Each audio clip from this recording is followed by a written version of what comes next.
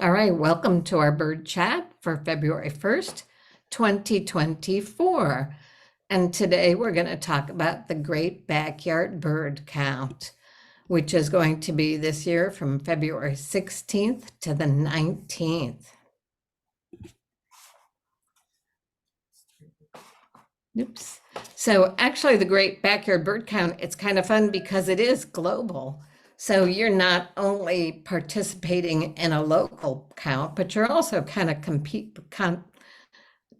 working with people throughout the globe to kind of get this nice count up. So if you can see, orange reds have the most bird sightings, followed by yellow and blue. Countries in gray have 0 submissions. So their goal is going to be to get everybody kind of working on this, but also getting as many submissions as we can. So last year, let's take a look at last year, 7,538 species of birds were seen, and that is 2/3 of the known 10,960 species that we have in our world. There were 202 participating countries, over 390,000 eBird checklists, and 372 Merlin bird IDs. They added lots of photos, videos, and sounds to the Macaulay library, and they estimated that over 555,000 people participated. And here's a little group that came out, and these are some school kids counting those geese. So kind of nice to get school groups and children and everybody involved. So what about here in the US? The birds most frequently identified were the northern cardinal, the house finch, and the dark-eyed junco, which we probably won't see in this part of the world, but if we do, it'll be kind of cause some excitement, but it is a real common bird up north. In Canada, the birds most frequently seen were number 1, black-capped chickadee, number 2, northern cardinal, and number 3, dark-eyed junco. So we're pretty close to being the same with Canada, the one bird off. But if we take a look at India, the most common birds are the common myna, the oriental magpie robin, and the large-billed crows. So it's just kind of fun to see what people are seeing and what are common birds elsewhere.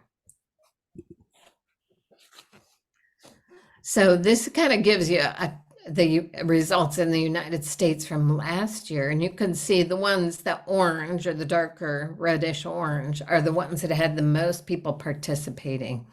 So these are by checklists. And then yellow was next, blue, and there were several states, 3 states that actually had 4 states that had no checklist submitted. But if we look at the number of checklists, California was number 1, followed by Texas, and there we are at number 3 with 14,416 checklists, but that was an increase of 4% over the year before. And of course, Merlin IDs were 25,000. But I think we could do better. Mm-hmm. Okay, so now we're going to kind of drill down on more specific results, which if you like looking at this stuff, if you go to the Great Backyard Bird Count website and you go to 2023 results, you can keep filtering it down to see very specific places. So let's start with the world.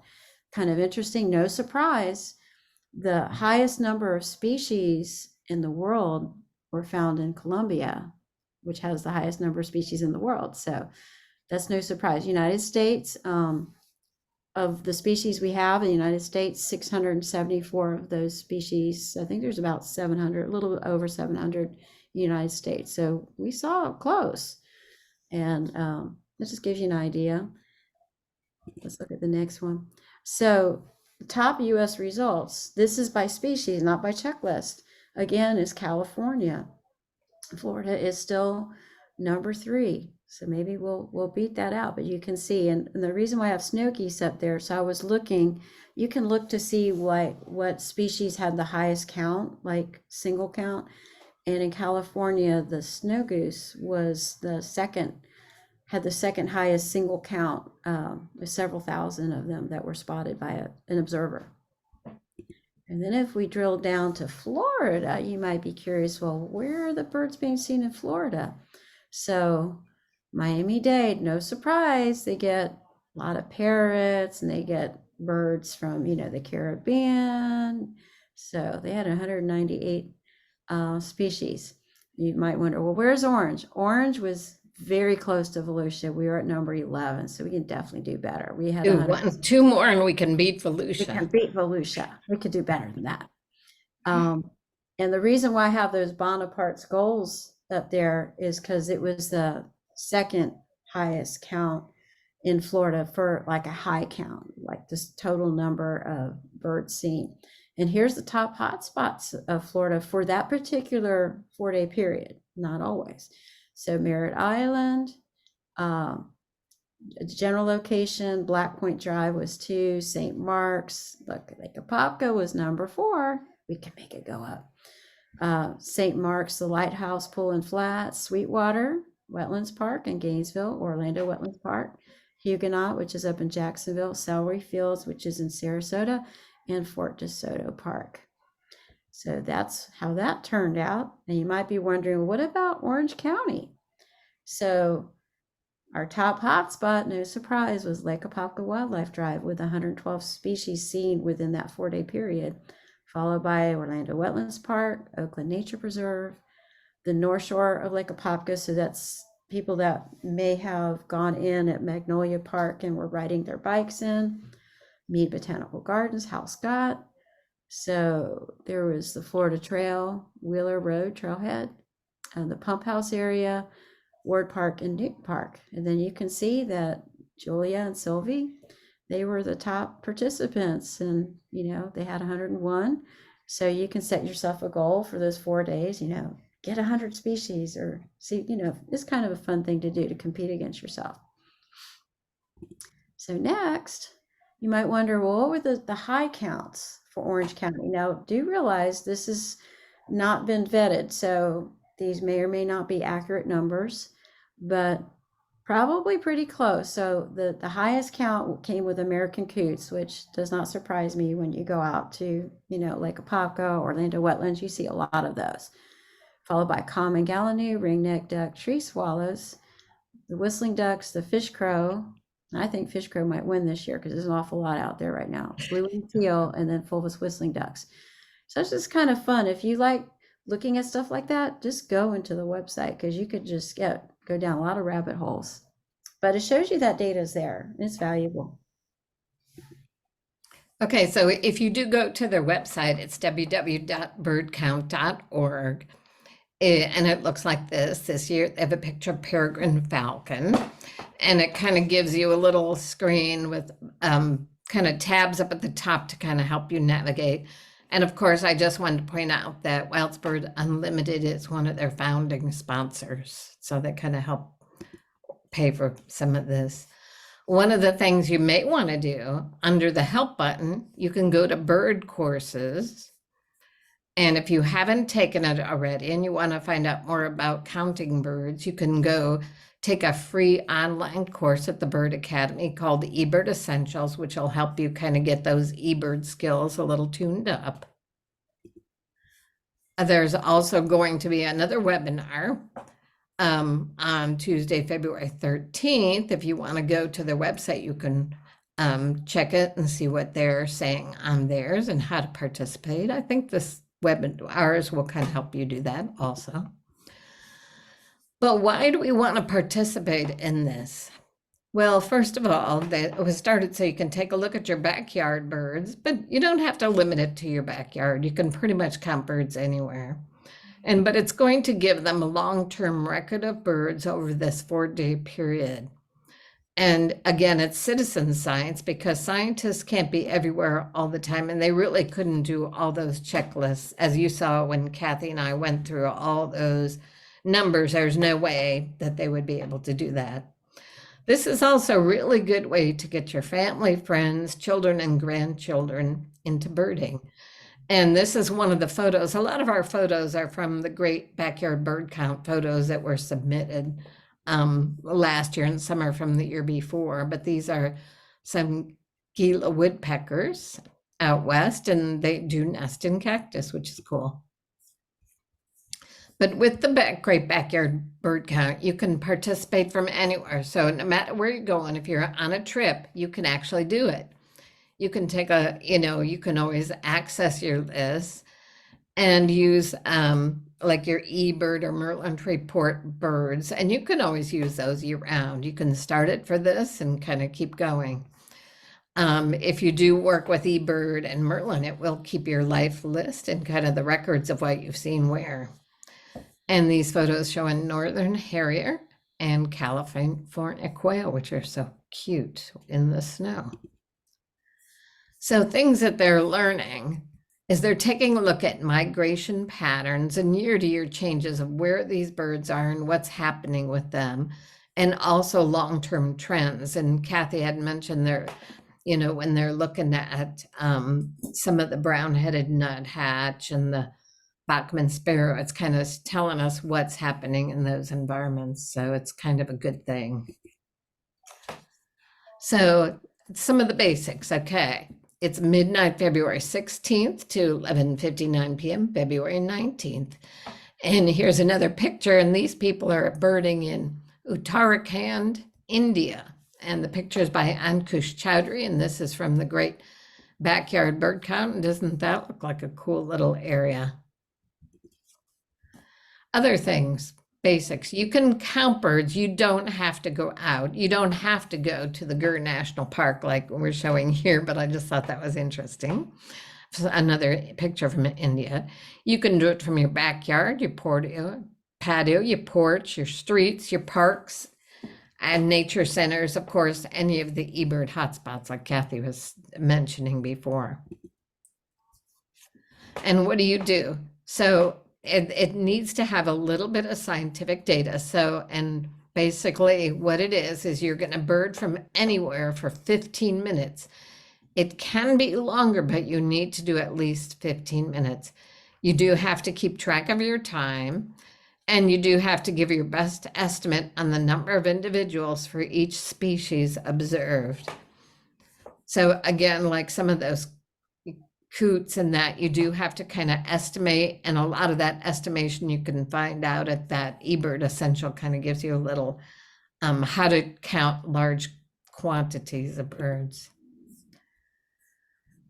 And so you're going to need for each, if you're doing it for the Great Backyard Bird Count, you do have to have a new list each day. You can't use the same list because doesn't give them as much information. So a new list each day, a new list if you do change locations, and a new checklist if you're at the same location, but it's a different time. Let's say you're going to do morning and afternoon at your house. You're going to want to put those on a different checklist because they are going to show scientists what's happening at different times in the day. And Kathy? Okay, so on the website, there is different pull down menus. And so you can participate using Merlin. If you're not real comfortable with eBird, you can use Merlin, or you could also use eBird mobile, or you can use eBird on a computer. They will all count towards the Great Backyard Bird Count. And so like if you're working with children and you don't want to do the mobile, some children really enjoy doing the Merlin, so you could do it that way. So using Merlin, Bird ID, you can use, using the photo, you can go through the questions that they ask you, or you can use the sound. But do realize that sometimes Merlin is not accurate, so this is not the most scientific way to do it, but you can do it this way. And if you're using Merlin, you're going through the steps of IDing. When you do figure out what bird it is, you're going to click. There's a little button that says, "This is my bird," and then you click Save with Merlin, and that's how that works. And here's just another picture showing where it says, "This is my bird," and it'll keep a list for you of birds you've seen. you can use the eBird mobile app, which we just did a bird chat on that. You can use eBird on a computer. So do check out our YouTube video, eBirding by the Bird Chat team, and you can watch that and stop it and do that for your Great Backyard Bird Count. With eBird, you can make a trip report, which is really fun. So like if you're doing, I know some people for Great Backyard Bird Count really try to, see as much as they can in the 4 days. And so you can combine all 4 days and see your total number. It's kind of fun. If you're working with children or students, you can print out a paper checklist from the eBird website and they can check them off. That's a fun thing to do too.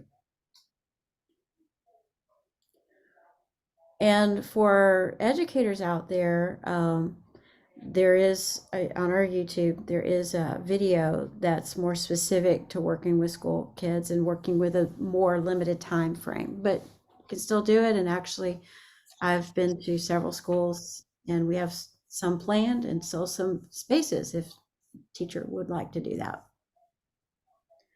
Back to Susan. All right, so backyard bird count. So you don't have to do too many things. Just go out and bird as long as you use eBird or Merlin, because all entries reported to eBird or Merlin over the 4 days now count towards the Great Backyard Bird Count. So pretty fun, pretty exciting. Oops. So, and this just kind of, if you want to go through how to take a look at doing it on your computer. First, you have to do your locations. Now, just on choosing your locations, I know my sister was very frustrated on choosing locations because they do start with every single weird little location that you maybe had a checkpoint number. But if you do hit edit my locations, it will list your favorites in the quantity of lists that you have. So if you go to Lake Apopka Wildlife Drive a lot, instead of trying to toggle down from this regular list, you can hit edit my locations and it'll probably pop up in the top of your list. You can also use it for a map. I use it if I see something that I want to pinpoint. That's pretty much the only time I ever come here. Or if it was something that I couldn't get my phone, I was driving and I wanted to, put it in. But you would put a location, and I probably would go a little bit maybe finer than a state, because state's going to pop up an awful lot. You probably could just do a county and then kind of go down. But it is going to bring up a lot of hot spots, or you can put in the location and kind of continue there. You also need to see the app does a lot of this for you. It'll find out where you're at. It puts in the date automatically. So the observation date, you'll have to put that in. You will have to type whether you're traveling, stationary, whatever. If you're using the app, unless it has a glitch, it'll typically, if you're moving, it's going to automatically pick traveling. If you're not moving, it's going to pick stationary, so you don't even have to pick that. And again, you will need to put in your time, duration, distance, all that, party size, which is pretty much the only thing you have to add. The time and the distance usually pops up on the app, so it's kind of good if you're not great at computers. It's still kind of nice to do. It's going to give you, for where you're at, once you pick a location, a big checklist, and you can kind of go through if you want. Some people like to, and they're just beginning to see, did I see this? Do I, But a quicker way to add it is going to that question box, and you can just kind of start typing in the name and they'll pop up and you can click it. That's a lot faster than going through this big list. So you may get something where it'll say for you to do something, excuse me, and you'll need details, and you can kind of click on it underneath and add the details and then hit complete to show that you've, if you get a count that they said isn't unusually high, you can, hopefully you've counted them, and you can say, well, I've individually counted by tens or by hundreds, and then hit complete. Otherwise, anything rare, you may need to put an explanation. Once you're done putting everything in, and you're going to say, yes, this is a complete checklist, and you can submit it. So after you submit your count, you can always review and edit it if you need to. You can share it with people who, maybe if you're group birding, that's always good if one person keeps a list and you can share it, makes it just kind of nice. And if you need to, you can submit another list. Again, check our website. There's some tips on some different things if you check our eBird, using eBird. And I just want to point out that a lot of the photos that we use, like this yellow-eyed babbler, was from India by Ankush Chowdhury. And these are just some of the birds and some of the ones that we came from the Great Backyard Bird Count. If we did not have a name on them, they're probably either from a Kathy Wrigling or a Susan Tomey Barrett photo. So some of the other photos that we've used. So, Backyard Bird Count, join us. It's www.birdcount.org. And here's a picture of those snow geese. And this is just part of it. I couldn't fit the whole thing on there without you being able to tell what it is. So just some of those snow geese in California. Any questions? And I'm monitoring the chat. And we have another part of the program. This is We do. We aren't quite finished yet. not So quite finished. So don't leave yet, but Don't leave yet. we would just see if there's any questions on this specific part about doing the Great Backyard Bird Count. So you can unmute yourself, or you could type in the chat. Or you could wait till the very, very end. You could think about it. It's a great first thing to do to start, with doing community science and getting, your family or your children involved. It's a great thing to do and a lot of fun. All right. So now we're going to talk about the City Nature Challenge, April 26th to April 29th. And Deborah is going to tell us a little bit about that. Okay, thank you. It's being sponsored this year by Orange Audubon, the Nature Conservancy that has been sponsoring it since it started in our area a few years ago, and the Florida Native Plant Society. And the purpose is to document plant and animal wildlife using iNaturalist. Next. So the word BioBlitz is used for a biological inventory or biological census. And the primary goal is to get an overall count of the plants, animals, fungi, other organisms that live in a place. And it's kind of a somewhat party atmosphere. It's a coming together, check in, go out and survey, and then bring your data in. Next. So this is a little different. It is a BioBlitz in that it's a biological inventory, but this is more on your own, and it's actually more a competition between areas and people. So you're recording your observations on your phone using the iNaturalist app. If you haven't downloaded it yet, it's a free download from the App Store or Google Play, however you get your apps. And so you can be doing observations anywhere in Orange County or in your participating municipality. And I'm saying if someone is not in Orange County, and you can include your own yard, but focus on things growing wild. Okay, next. And you don't need to identify the species yourself in iNaturalist. In the past, we've shown you some of the other apps like Seek, and I don't use it myself, but I've seen people, and that brings up the identification more instantly. iNaturalist doesn't do it instantly, but other people will weigh in on what it will be in addition to whatever guess you have. Other people being some amateurs, but also some experts. And then eventually you'll have a research grade identification of your organism. Next. And here's an example of that. So these are some observations I've done. I tend to take a lot of pictures of different plants. This was from Leonia Preserve. And so different people have suggested identifications on those. I may have put an initial identification, or if I didn't really know anything about it, I might have just hit share and turn it in without anything.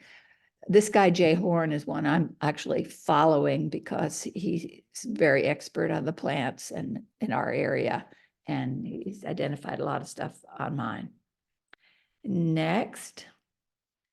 And dividing up the organisms, vascular plants are the majority of what's been identified, let's say in the 2023 City Nature Challenge. So it's kind of plant-oriented activity. Invertebrate animals like different bugs. I mean, anything that you could take a picture of that's stationary is going to be easier than, let's say, a bird.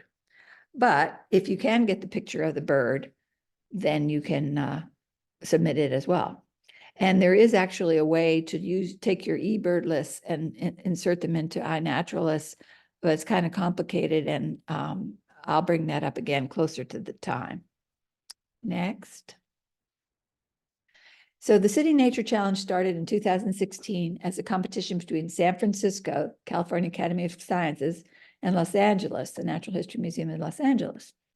And this is the 2023 data that San Francisco Bay had 31,911 observations, that many species, that many observers, whereas Los Angeles had that. So San Francisco was ahead in 2023. I couldn't find who won the first one. But look at all those observers are involved. Next. So the dates are April 26th to 29th, 4 days. And then April 30th to May 5th, identification. And that doesn't really involve us. They're going to take our observations and get the right identifications on them. The experts are going to do that. And that's the way they're going to know the correct number of species. And then the results are announced on May 6th, Monday. Next. And here are some from last year, that Orange County had 3,081 observations, 920 species, and 195 people. But look, South Florida had 1,049 people. Tallahassee had 232 people. We're close to that, but Alachua County had 275 people. So our goal here in presenting this so early is to try to get more people involved. And it's really fun. So I hope you will. Next. And who actually won? Who had the most observations and species?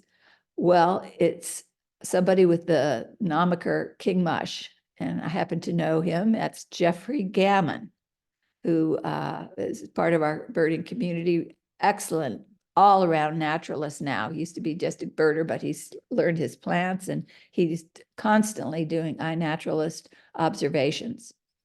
And then next most observations was Sandy Bauerschmidt, who's a plant person, volunteer out at Wetlands Park.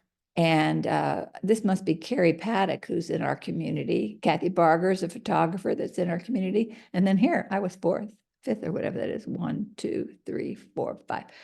And I was actually stuck at the Apopka Art and Foliage Festival during that weekend. So I would say that, you know, that wouldn't be hard to beat. I'm not sure who that person is. Then again, for the most species, Jeffrey Gammon won, and Sandy Bauerschmidt was next again, and Kathy Barger is up there, and so forth. And most observed species happen to be the American alligator, the anhinga, the great blue heron, common gallinule, brown anole, great egret. and then you can continue looking at them all. Next.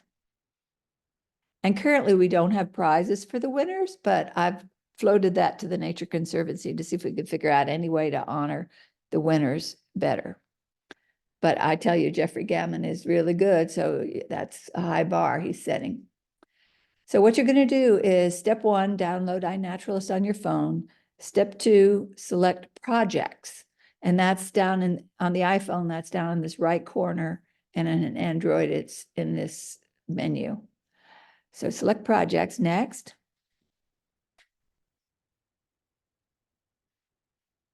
And then search for the project page for the City Nature Challenge Orange County 2024.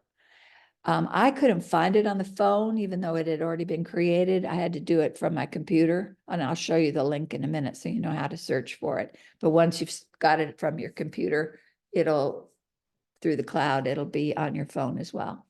Next. Yes, so you select that project, Orange County. Next. And this is what it looks like when it's empty, like it is right now, no observations. And that's the URL at the top. I've got it on the next page too. Let's go to the next page. This shows the 2023, how it looks now, all those observations, all those species. And by the way, photos, you kind of got to have some evidence before you turn in an observation. So you either need a audio recording or a photo, mostly a photo. And people like Jeffrey Gammon, who's a good photographer, he takes actual pictures and then uploads them probably on his computer later. I just do it on my iPhone, and I'll show you how that works in a sec. Next. Next. Okay. So like I was in South Florida and I saw this grass. I don't know if you can see the, what do you call it? The grass flower thing.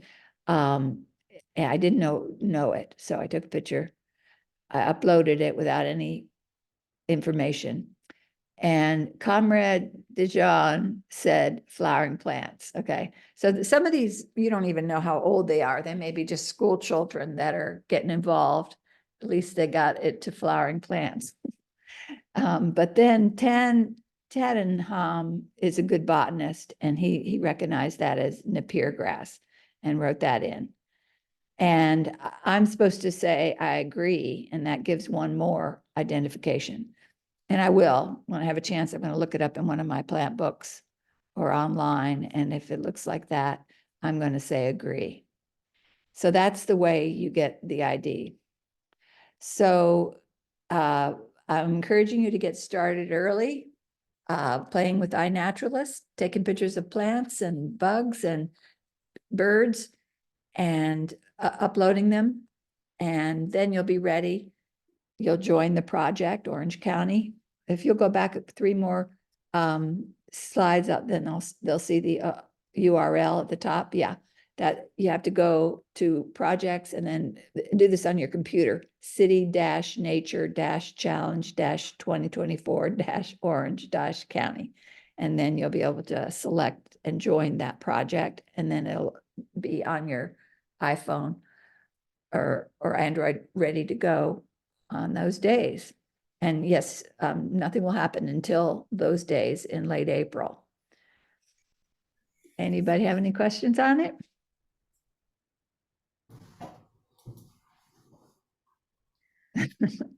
All right, it's fun. So I did see we had one question on counting large flocks. you don't have to do numbers with iNaturalist, just the species. Yeah, with iNaturalist, you don't. With eBird, and they have this on their course, but you just try to count by tens the best you can. It's not going to be perfect, and they know it's not going to be And perfect. sometimes, yeah, and you give you can a good count idea. 10 tens in that area because birds tend to fly a certain distance pretty regularly apart. So if you got a huge amount, once you have like area that you would define as 100, you're going to guesstimate how many hundreds you have. And believe it or not, it actually, they said, works pretty well. So just kind of a good thing. And that will be on that course. So it's kind of a fun way to learn how to do those things. Yeah, especially for all those fish crows. Yes. And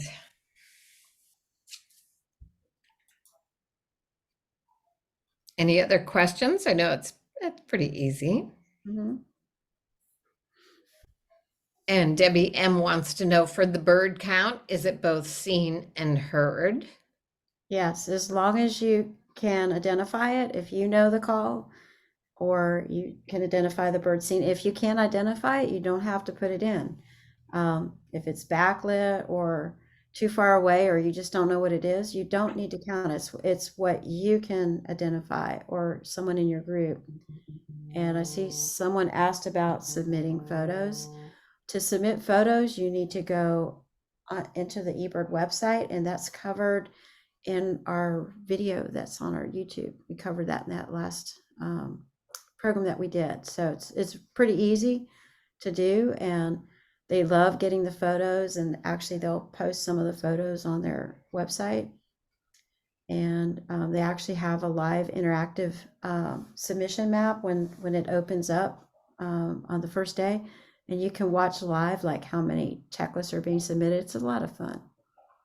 And if you're going to Greenland, please submit a checklist because it was gray last year. So if you have a vacation coming up, please submit something from Greenland. I think she asked about the nature challenge. Oh, for nature photos. challenge. And whoever asked, do you have the app on your phone already? If so, it'll be easier to explain. No, it won't work. Yeah, once you get the app on, and there are some little videos on it, how to use it, but at the bottom, it'll say explore, activity, observe. So hit observe, and then it'll say no media, camera, photo library, or record sound. So then you hit camera, and then the camera of your phone you take the picture, and then it'll offer you, do you want to retake it or use this picture? And so then if you're going to use it, you just hit submit. And then you give a name if you know it. If you don't, just hit submit, and it'll be like I showed, different people will give their opinions on what it is until you get something that's research grade. And you can also, if you're a photographer, because I know last year I had trouble with my phone. I do remember now because I was submitted. I took pictures with my camera and then went to the website, and you can submit pictures also on the website if you're like, if your phone is down. Like my phone was down, so I just took some pictures. Now I can't say I got as many as when you're taking it with your phone, a lot quicker and faster, but you know, but you can also do it that way, and it's pretty. They pretty explain it how to do it when you go to the website. And actually, we have a YouTube video from last year about it. And the phone geolocates it. That's very important for iNaturalist, that the location is coded into the picture. But I believe that it's pretty automatic on most of our phones and cameras nowadays. Yeah. Yeah. And with it, when you do use the website, you may have to locate it on a map, but they have it walks you through how to do that. Yeah. So you get that point, like Deborah said. And you could do it in your backyard or Lake Apopka Wildlife Drive, Mead Gardens, Wakaiwa. Get yourself a whole lot of species. Try to run up that number and be the top. And Martha asked if there's similar city challenges in other parts of the country and how to find them. Yes, go to the full City Nature Challenge website and explore the website. Where I got those numbers for the different cities was there, and there's cities now all over the world. started in 2016 with just the 2 cities, spread. And during COVID, had to retool a little bit, but now it's all over the world. So it's cool to see.